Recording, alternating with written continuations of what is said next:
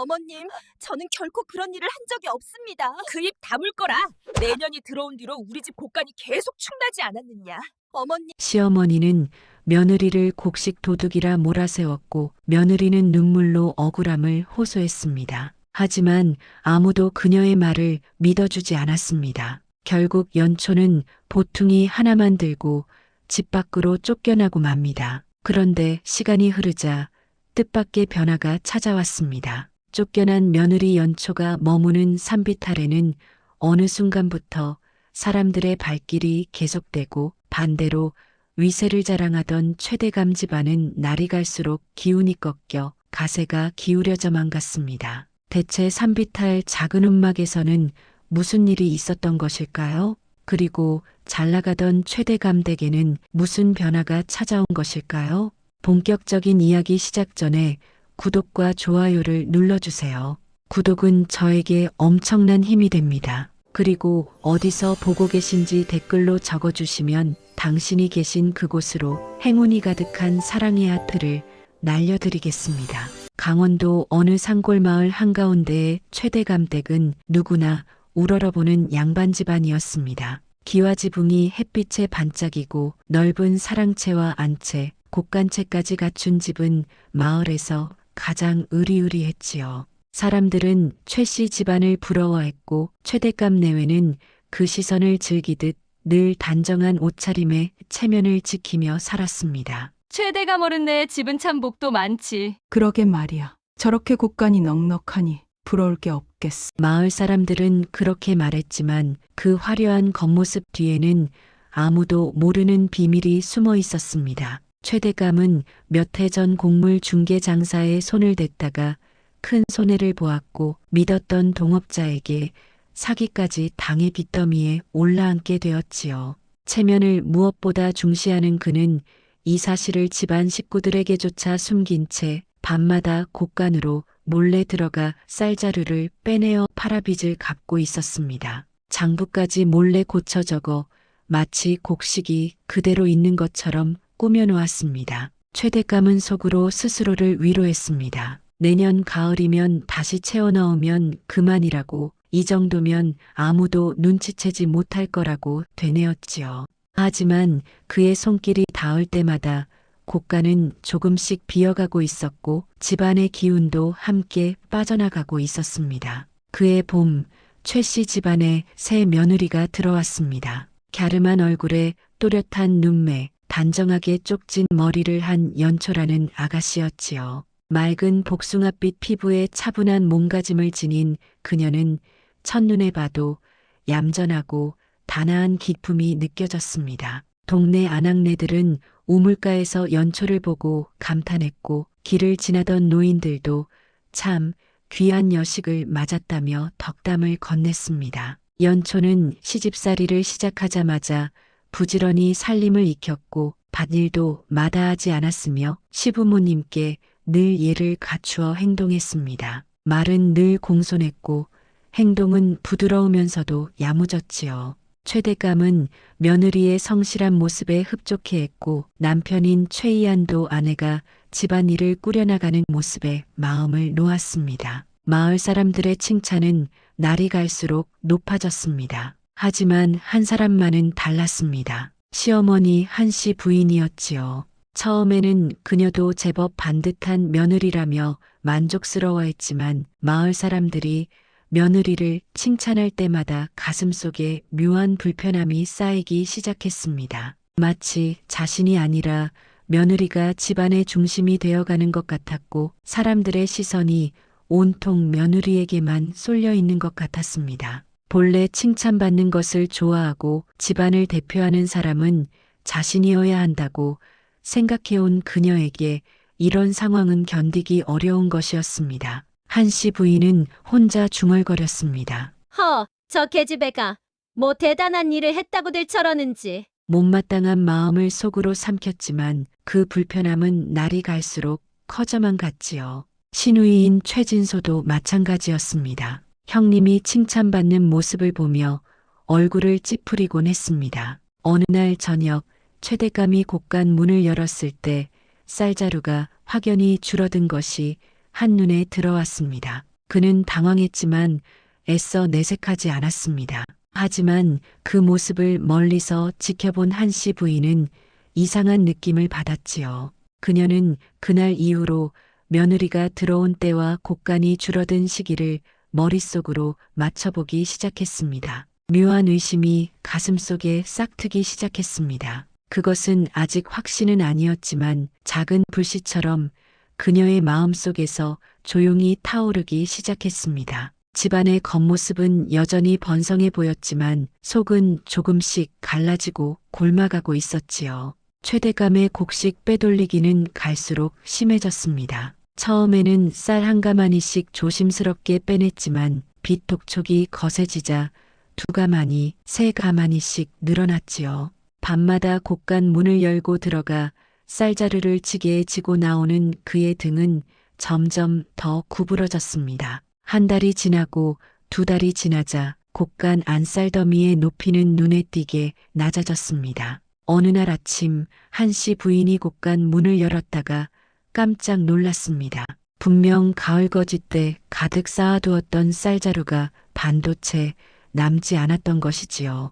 그녀는 황급히 최대감을 불렀습니다. 최대감은 당황한 기색을 숨기며 태연하게 대답했습니다. 장사에 쓸 곡식을 미리 내준 게 있다며 걱정하지 말라고 말했습니다. 하지만 한씨 부인의 마음속에는 이미 다른 생각이 자리 잡고 있었습니다. 며느리가 들어온 시기와 곡간이 비기 시작한 시기가 묘하게 겹쳤기 때문이지요. 그녀는 며느리를 의심의 눈초리로 바라보기 시작했습니다. 마침 그 무렵 시누이 최진소가 장터에서 이상한 소문을 듣고 왔습니다. 그녀는 어머니에게 달려가 속삭였습니다. 어머니, 장터에서 이런 말을 들었어요. 최 씨 집은 며느리를 데리고부터 운이 꺾답니다. 한씨 부인의 얼굴이 굳어졌습니다. 이미 마음속에 품고 있던 의심이 소문으로 확인되는 것 같았지요. 진소는 어머니의 반응을 보며 더욱 기세를 올렸습니다.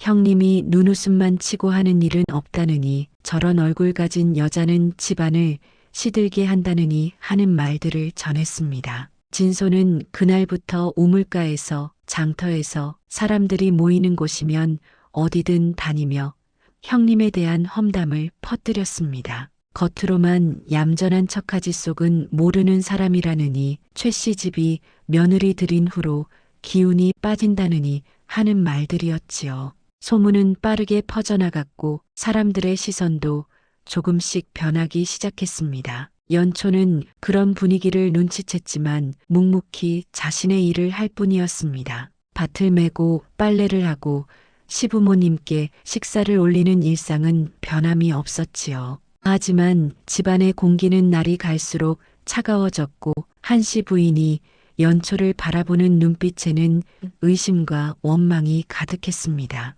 그러던 어느 날 한씨 부인이 곡간을 다시 확인하러 갔다가 경악을 금치 못했습니다. 지난번보다 더 많은 쌀자루가 또다시 사라져 있었던 것이지요. 이번에는 보리와 콩까지 눈에 띄게 줄어 있었습니다. 그녀는 더 이상 참을 수 없었습니다. 안채로 달려가 연초를 불렀지요.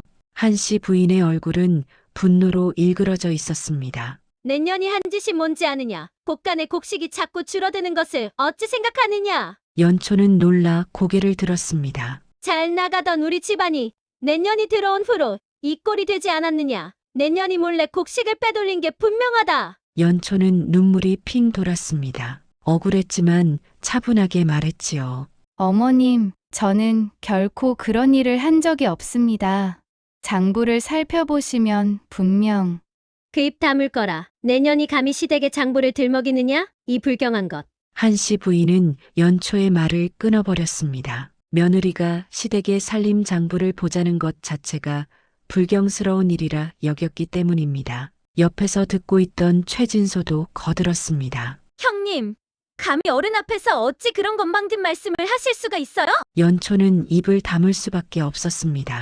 그녀의 진실한 말은 받아들여지지 않았고 오히려 집안을 흔드는 증거처럼 취급되었지요. 한씨 부인의 의심은 이제 확신으로 굳어져 가고 있었고 연초를 바라보는 그녀의 눈빛은 날이 갈수록 차가워졌습니다. 집안의 분위기는 무겁게 가라앉았고 연초는 하루하루가 숨막히는 것만 같았습니다. 며칠이 더 지나자 한씨 부인의 분노는 극에 달했습니다. 곳간이 비어가는 것을 더 이상 참을 수 없었던 그녀는 마침내 결정을 내렸지요. 어느 가을 저녁 한씨 부인은 온 집안 식구들을 마당에 모았습니다. 연초도 무슨 일인가 싶어 떨리는 마음으로 나왔습니다. 이 집에 도둑이 있다. 한씨 부인의 날카로운 목소리가 마당에 울려 퍼졌습니다. 연초를 가리켜 손가락질하며 한씨 부인이 외쳤지요. 내년이 우리 집 복식을 훔쳐간 게 분명하다. 이 집에서 당장 썩 꺼지거라. 연초는 무릎이 꺾일 듯 놀랐습니다. 눈물을 흘리며 애원했지만 소용없었습니다. 최대감은 고개를 돌렸고 남편 최이아는 문틈에서 바라보기만 할 뿐 한 발짝도 나서지 못했지요. 신우이 진소는 오히려 만족스러운 표정을 짓고 있었습니다. 결국 연초는 보퉁이 하나만 들고 집 밖으로 쫓겨났습니다. 해가 지고 어둠이 내리는 저녁이었습니다. 연초는 마지막까지 예를 지켜 대문 앞에서 절을 올렸지요. 하지만 대문은 그대로 굳게 닫혔고 아무도 나오지 않았습니다. 갈 곳이 없던 연초는 산비탈을 향해 걸었습니다. 어둠은 점점 더 짙어졌고 발걸음은 무거웠습니다. 한참을 헤매던 연초는 낡은 버드나무 아래서 한 노파를 만났지요. 초죽 할미였습니다. 할미는 어둠 속에 서 있는 연초를 한참 바라보더니 천천히 입을 열었습니다. 저 여인 독이 없구나. 복을 등에 지고 다니는 아이로다. 초죽 할미는 연초에게 다가와 물었지요. 어디서 온 것이냐? 이 늦은 저녁에 어찌 혼자 산길을 헤매고 있는 것인고? 연초는 눈물을 닦으며 자초지종을 말했습니다. 하지만 자신이 억울하게 쫓겨났다는 말은 하지 않았습니다. 다만 시댁에서 나오게 되었다고만 조용히 말했지요. 할미는 고개를 끄덕이며 연초의 손을 잡았습니다. 이 산터는 사람을 가려받는다. 너같이 마음씨 고운 이는 앉기만 해도 흙이 숨을 쉰다. 여기서 몸부터 추스르거라. 할미는 오래 비어있던 작은 움막으로 연초를 데려갔습니다. 지붕은 낡았지만 비바람은 막을 수 있었지요. 할미는 연초의 등을 토닥이며 말했습니다. 오늘은 이곳에서 쉬어라. 내일은 내일의 해가 뜰 것이다. 그날 밤 연초는 움막 안에서 보리쌀 한 줌으로 죽을 끓여 먹었습니다. 배는 여전히 고팠지만 마음만은 조금 따뜻해졌습니다. 초죽 할미가 건네준 그 작은 온기가 연초에게는 큰 위로가 되었지요.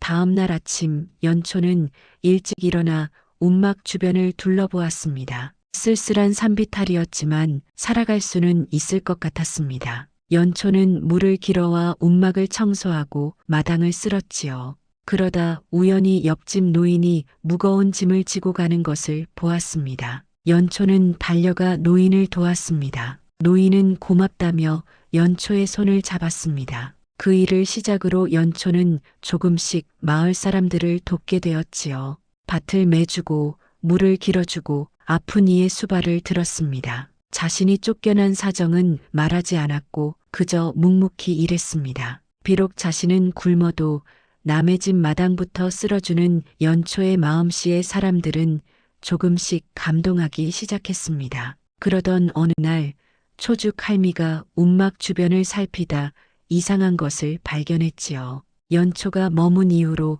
움막 주변의 흙과 풀잎이 언뜻 모르게 생기를 되찾고 있었던 것입니다. 말라있던 풀대에 푸른 기운이 돌기 시작했고 거칠었던 땅도 조금씩 부드러워지고 있었습니다. 할미는 혼자 중얼거렸습니다. 마음씨가 곱게 흘러가면 터와 기운도 그것을 알아보는 법이지. 아직 누구도 알지 못했지만 산비탈의 터가 조용히 깨어나고 있었습니다. 연초는 움막에서의 생활이 익숙해지면서도 남을 돕는 본성을 잃지 않았습니다. 어느 날은 병든 할머니의 약초를 캐다 주었고 또 어느 날은 홀로 사는 노인의 지붕을 고쳐주었지요. 사람들은 연초가 어디서 왔는지 왜 이곳에 혼자 사는지 물었지만 연초는 그저 웃으며 대답을 피했습니다. 며칠 후 이상한 일이 벌어지기 시작했습니다. 초죽 할미가 며칠 전 연초에게 건네준 보리 한 대가 있었는데 연초가 움막 안에 보관해둔 그 보리가 상하지 않고 오히려 더욱 연그러 있는 것이었지요. 할미는 신기해하며 다른 집 곡식과 비교해 보았습니다. 옆집 농부의 곡식 자루는 벌레가 먹고 곰팡이가 슬었는데 연초의 움막에 있던 보리만은 윤기가 돌며 싱싱했습니다. 이게 어찌된 일인고? 같은 시기에 수확한 보리인데. 할미는 고개를 갸우뚱했지만 연초는 그저 자신이 정성껏 보관했을 뿐이라며 겸손하게 말했습니다. 처음에는 우연이라 여겼지요. 하지만 며칠 더 지나자 마을 사람들도 이상한 점을 눈치채기 시작했습니다. 어느 농부가 병든 아내를 돌보느라 집을 비우게 되자 연초에게 곡식 관리를 부탁했습니다. 며칠 후 돌아와 보니 곡식은 상하지 않았을 뿐 아니라 오히려 더 실해져 있었지요. 그 농부는 감탄하며 마을 사람들에게 말했습니다. 허참, 며칠 전에 내가 저 여인한테 콩자루를 맡긴 게 있는데 오늘 보니 더 실해진 것 같구먼. 다른 아낙네도 거들었습니다. 내가 맡긴 조도 마찬가지라네. 우리 집에 두면 금방 상하던 것이 저 움막에만 가면 어찌 저리 잘 보관되는고? 소문은 빠르게 퍼져나갔습니다. 사람들은 하나둘씩 연초에게 곡식을 맡기기 시작했지요. 처음에는 조금씩이었지만 곡식이 상하지 않는다는 소문이 퍼지자 더 많은 사람들이 찾아왔습니다. 연초는 정성스럽게 곡식을 보관하고 관리했습니다. 그러던 어느 날 장터에서 장사를 하던 한 농부가 감탄하며 말했지요. 저런 이는 풍년을 부르는 사람이라 해야지. 그 이름 풍년어미가 딱이구먼. 풍년어미라. 참 잘 지은 이름이로구나. 그날 이후로 사람들은 연초를 풍년어미라 부르기 시작했습니다. 움막 앞에는 풍성한 곡식 자루가 하나둘 쌓이기 시작했지요. 쌀자루, 보리자루, 콩자루, 조자루가 차곡차곡 쌓여갔습니다. 사람들은 이것을 기적이라 했습니다. 하지만 연초는 고개만 내저었습니다. 제가 한 일이 아닙니다. 좋은 마음으로 맡겨주셔서 그런 것이겠지요. 그러나 초죽 할미는 달리 생각했지요. 할미는 연초에게 조용히 속삭였습니다. 마음씨가 곱게 흘러가면 터와 기운도 그것을 알아보는 법이지. 내가 사람들을 도운 마음이 이 땅에 스며들어 곡식이 응답하는 게야. 연초는 할미의 말을 듣고도 믿기 어려웠습니다. 하지만 사실이었습니다. 연초가 손댄 곡식은 상하지 않았고 오히려 더욱 연그러갔지요. 사람들은 풍년어미에게 곡식을 맡기는 것을 당연하게 여기기 시작했고 움막 앞에 곡식 더미는 날이 갈수록 높아졌습니다. 한편 최 씨 집안의 소식도 산비탈까지 들려왔습니다. 빚쟁이들이 찾아와 문전성시를 이룬다는 소문, 마을 사람들이 최 씨 집안을 외면하기 시작했다는 이야기가 들렸지요. 하지만 연초는 그 소식을 듣고도 아무 말이 없었습니다. 다만 묵묵히 자신이 해야 할 일을 할 뿐이었습니다. 가을이 깊어가고 겨울이 다가올 무렵 산비탈 움막은 작은 곡식 창고처럼 변해 있었습니다. 풍년어미라는 이름은 이제 마을을 넘어 이웃 고을까지 퍼져나가고 있었지요. 반면 최 씨 가문에는 먹구름이 짙게 드리워졌습니다. 고가는 바닥을 드러냈고 빚쟁이들의 독촉은 날이 갈수록 거세졌지요. 최대감은 더 이상 숨길 수 없는 지경에 이르렀지만 여전히 입을 다물고 있었습니다. 장사 실패와 빚더미는 그의 어깨를 짓눌렀고 집안의 체면은 조금씩 무너져 내리고 있었습니다. 한때 마을에서 가장 위세 높던 집안이었지만 이제는 빚쟁이들이 수시로 들락거리며 독촉하는 처지가 되었습니다. 마을 사람들의 태도도 달라지기 시작했습니다. 예전에는 최 씨 집안을 부러워하며 인사를 건네던 사람들이 이제는 고개를 돌렸고 누군가는 수군거렸지요. 장터에서도 우물가에서도 사람들은 최 씨 집안 이야기로 화제를 삼았습니다. 누군가 먼저 입을 열면 다른 이들이 고개를 끄덕이며 맞장구를 쳤습니다. 최 씨 집이 며느리를 내쫓고 나서부터 더 기울었다더군. 그러게 말이야. 풍년어미한테는 사람들이 곡식을 맡기는데 저 집에는 아무도 믿고 맡기지 않는다니. 한씨 부인은 이런 소문을 들을 때마다 분노가 치밀었습니다. 자신들이 내쫓은 며느리가 풍년어미로 불리며 칭송받는 것을 도저히 받아들일 수 없었지요. 그녀는 며느리 탓만 하며 현실을 외면했습니다. 자신이 잘못 판단했을지도 모른다는 생각은 단 한 번도 하지 않았습니다. 연초 그 계집애만 안 들였어도 이 꼴은 안 났을 거야. 어머니 말씀이 맞습니다. 저 계집애가 우리 집 기운을 모조리 빨아간 게 분명해요. 시누이 진소도 어머니의 말에 거들며 불을 지폈습니다. 하지만 최이아는 다른 생각이 들기 시작했지요. 아내를 지키지 못한 죄책감이 가슴을 짓눌렀고 풍년어미라는 소문을 들을 때마다 마음이 무거웠습니다. 밤마다 잠을 이루지 못하고 뒤척이며 아내의 얼굴을 떠올렸습니다. 그러던 어느 날 한씨 부인은 마침내 결단을 내렸습니다. 관아에 고발장을 올리기로 한 것이지요. 그녀는 종이를 펴고 붓을 들어 고발장을 작성했습니다. 버려진 며느리가 우리 집 곡식을 훔쳐다가 산비탈에 쌓아두고 있으니 관에서 바로잡아 달라는 내용이었습니다. 한씨 부인은 붓을 들고 정성껏 글씨를 써내려갔습니다. 자신이 옳다는 확신에 가득 차 있었습니다. 한씨 부인은 고발장을 들고 관아로 향했습니다. 최대감은 말리지 않았고 진소는 오히려 찬성했지요. 관아의 아전은 고발장을 받아들고 최씨 가문 곡식 분쟁에 주목하기 시작했습니다. 양반 집안의 며느리가 곡식을 훔쳤다는 고발은 흔치 않은 일이었기 때문입니다. 며칠 후 관아에서 관리와 아전들이 산비탈로 올라왔습니다. 풍년어미의 움막 앞에 산처럼 쌓인 곡식 자루를 본 관리들은 놀라움을 감추지 못했지요. 한 여인이 혼자 사는 움막치고는 곡식의 양이 너무나 많았습니다. 쌀, 보리, 콩, 조가 각각 수십 자루씩 쌓여 있었습니다. 이 많은 곡식을 도대체 어디서 구한 것이냐? 훔친 것이 아니고서야 어찌 이리 많은 곡식이 모였단 말이냐? 관리들의 목소리는 의심으로 가득했습니다. 뒤따라온 한씨 부인은 갑자기 움막 앞 마당에 엎드려 통곡하며 외쳤지요.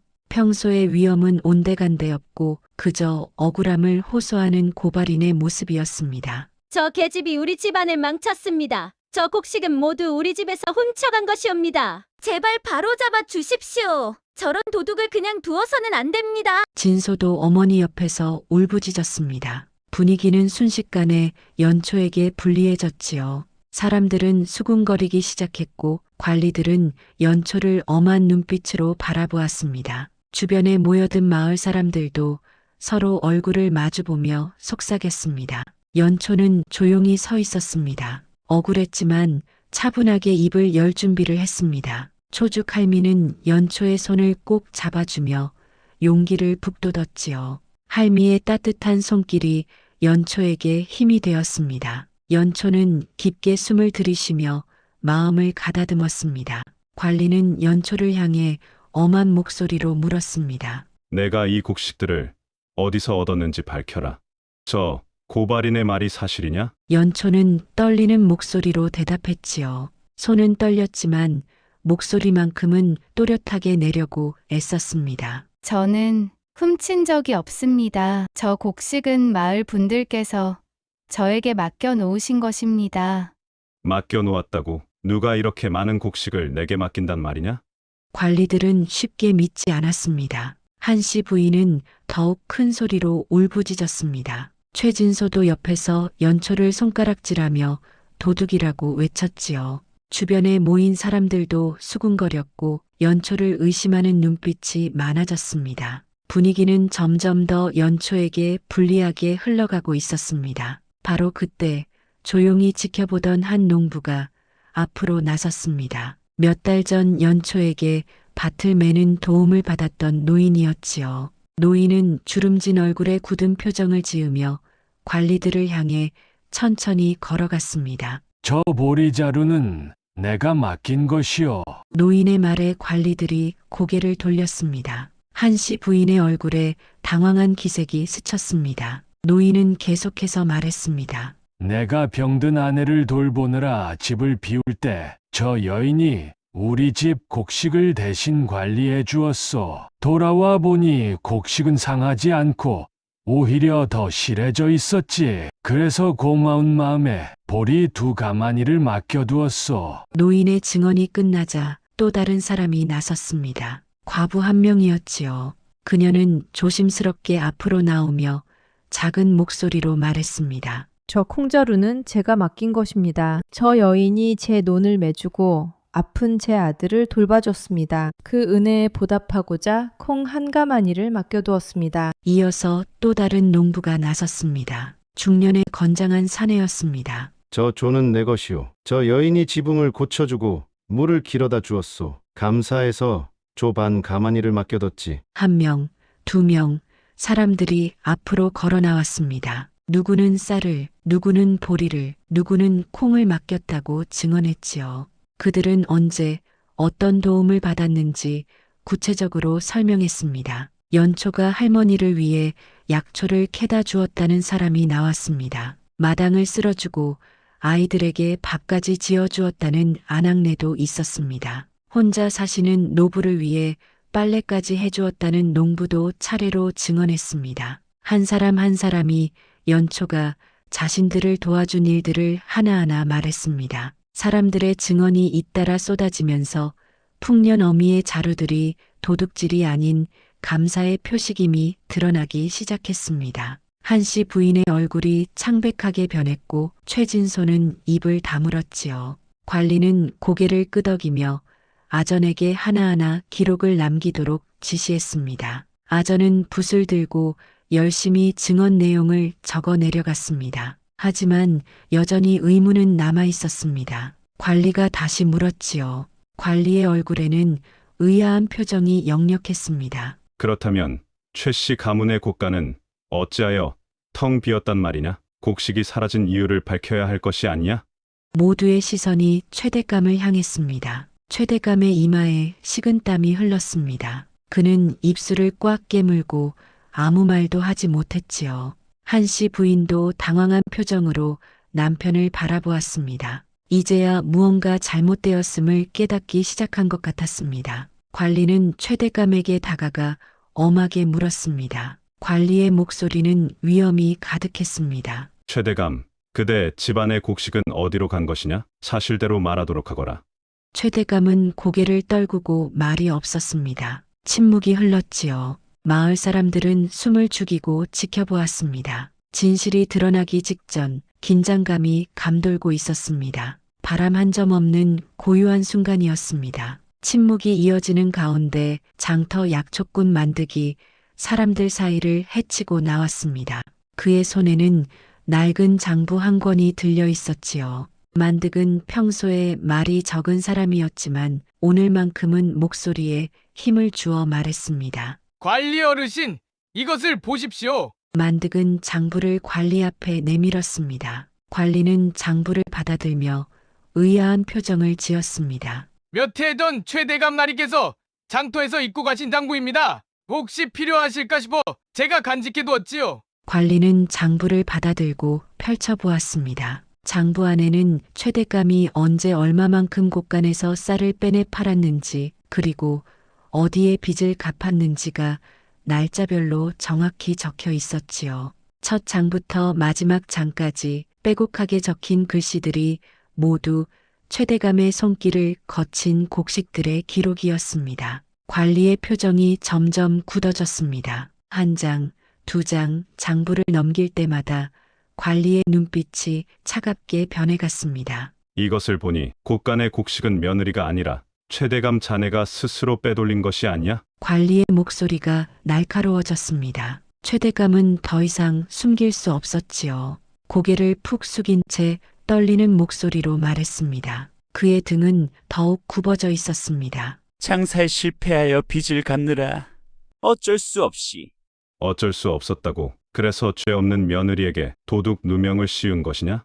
관리는 장부를 들어 사람들에게 보이며 말했지요. 사람들은 목을 길게 빼고 장부를 바라보았습니다. 이 장부에 따르면 곡간이 줄어든 이유는 며느리가 아니라 이 집 가장이 몰래 곡식을 빼내 팔았기 때문이다.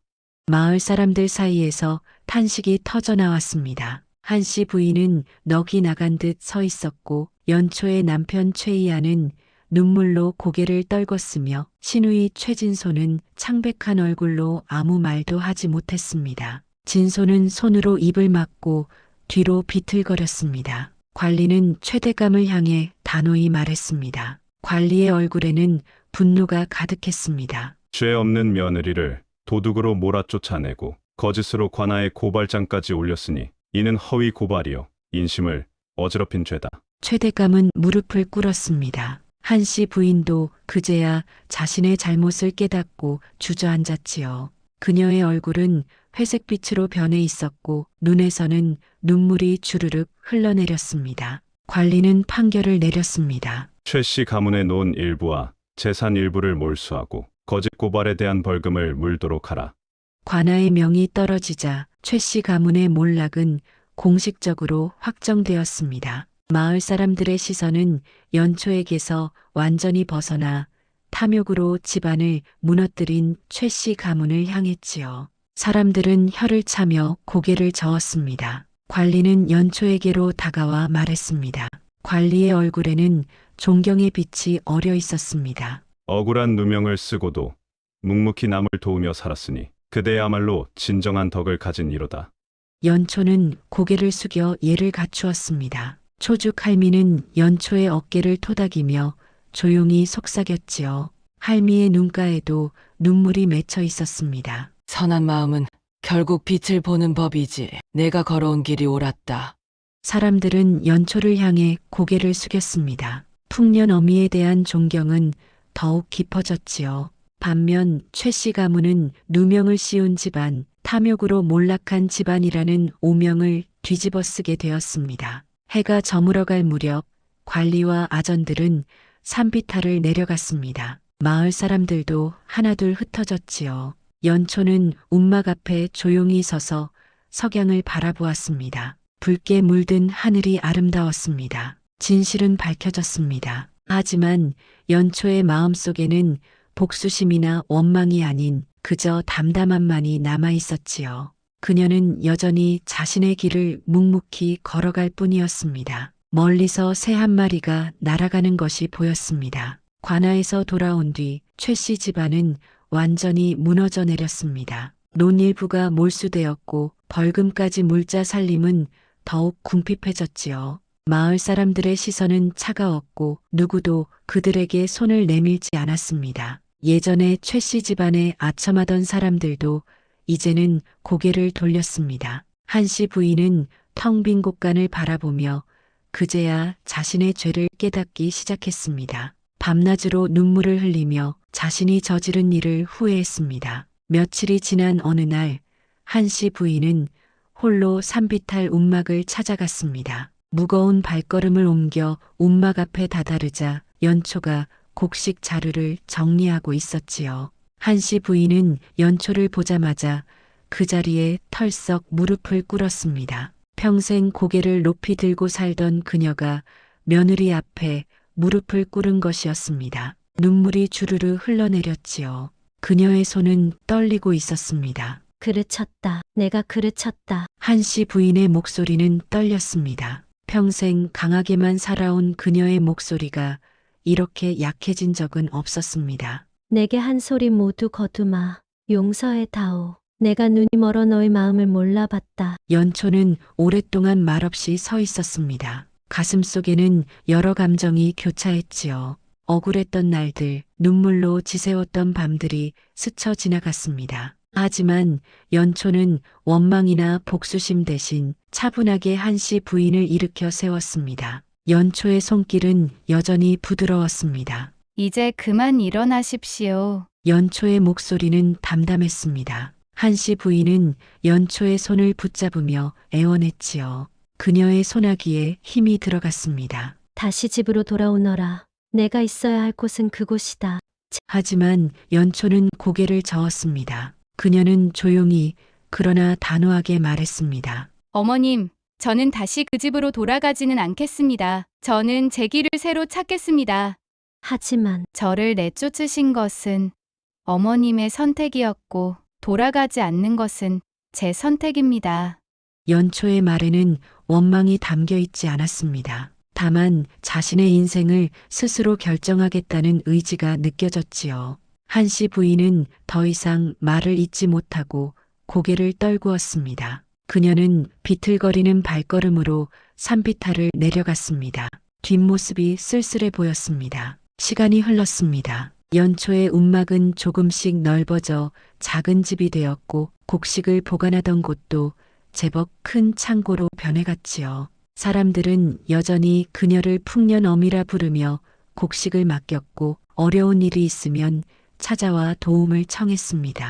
연초의 집은 이제 마을 사람들에게 없어서는 안 될 소중한 곳이 되었습니다. 연초가 손댄 곡식은 여전히 상하지 않았고 오히려 더욱 실하게 영글었습니다. 할미의 말대로 터와 기운이 그녀의 고운 마음을 알아보는 것 같았지요. 연초는 여전히 남을 도우며 살았고 사람들은 그녀에게 감사의 곡식을 맡겼습니다. 움막 주변에는 이제 작은 텃밭도 생겼고 꽃들도 피어나기 시작했습니다. 반면 최씨 가문은 완전히 몰락의 길을 걸었습니다. 최대감은 빚을 갚느라 남은 논마저 팔아야 했고 한때 넓었던 집은 조금씩 허물어져 갔습니다. 한씨 부인은 날마다 곡간 앞에 서서 한숨을 쉬었고 최이아는 아내를 지키지 못한 죄책감에 고개를 들지 못했지요. 집안 곳곳에서 허물어지는 소리가 들렸습니다. 어느 가을날 초죽 할미가 연초에게 말했습니다. 할미의 얼굴에는 흐뭇한 미소가 번져 있었습니다. 내가 걸어온 길을 보거라. 억울함 속에서도 남을 원망하지 않고 도리어 선을 베풀었지. 그 마음이 이 모든 것을 만들었단다. 연초는 창고 앞에 쌓인 곡식 자루들을 바라보았습니다. 그것은 단순한 곡식이 아니었습니다. 사람들의 감사와 신뢰, 그리고 선한 마음이 모인 것이었지요. 연초는 그 곡식 자루들을 보며 미소를 지었습니다. 해질녘 연초는 움막 앞에 서서 저 멀리 최씨 집안이 있는 마을을 바라보았습니다. 원망도 복수도 아닌 그저 담담한 마음으로 바라볼 뿐이었습니다. 이야기는 조용히 막을 내립니다. 복은 멀리서 오지 않습니다. 고운 마음이 기운을 부르고 그 기운이 세상을 바꾸는 것입니다. 끝까지 시청해 주셔서 감사드립니다. 늘 건강하시고 다음 이야기에서 또 뵙겠습니다.